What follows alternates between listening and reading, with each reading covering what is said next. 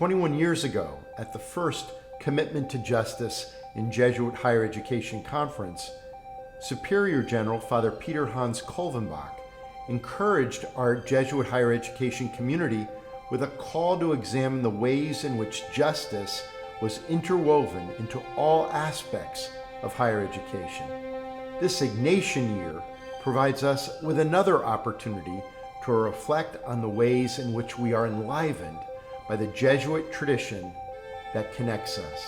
We mark the 500th anniversary of the battle in which a cannonball struck the leg of Ignatius Loyola. The pandemic has struck us all. It is urgent that a different way forward be found on the campuses that are represented here. I propose a new Ignatian virtue for effective advocacy and education. Cura propria, care for myself or personal care and wellness. This time calls us to look at ourselves and our institutions. The work we do has tremendous value, and it brings us tremendous joy. The ability to imagine and create a hope-filled future may depend on the ability of our students to engage the world with the heart as well as the mind. This reminded me of the saying, the question, what is a Jesuit university? And the answer is, university asks itself, what is a Jesuit university? What is it that we bring from this pandemic as we think about what it means to provide a Jesuit education? What does faith mean in this era of secularism and fundamentalism? Love expressed in deeds, translated into service, realized in cooperation with God. This is what it's all about. I think there is an evil spirit or a less than positive spirit that would say we can go back to the way things were.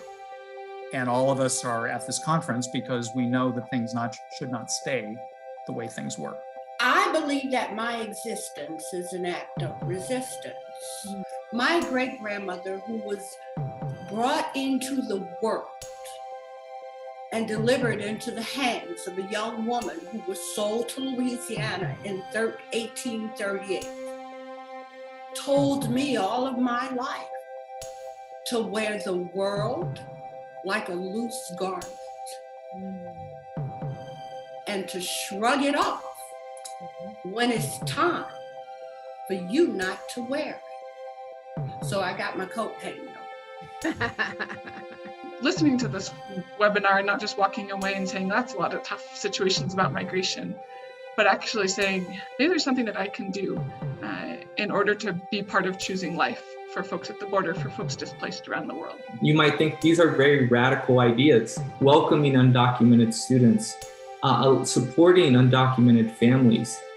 And those ideas, while they're so radical, that's part of our mission. It's part of what it means to be a Jesuit institution. We don't exist just to get people good paychecks as they graduate. But what would it really look like if we were working towards the greater glory of God?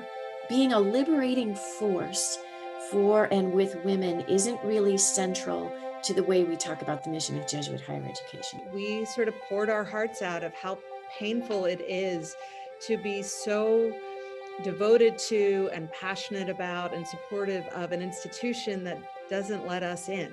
People need to be open and willing to hear a truth that may be different from the one that they are currently living. Environmental degradation is a justice issue. We can't wait for the next generation to make this change. It's on us.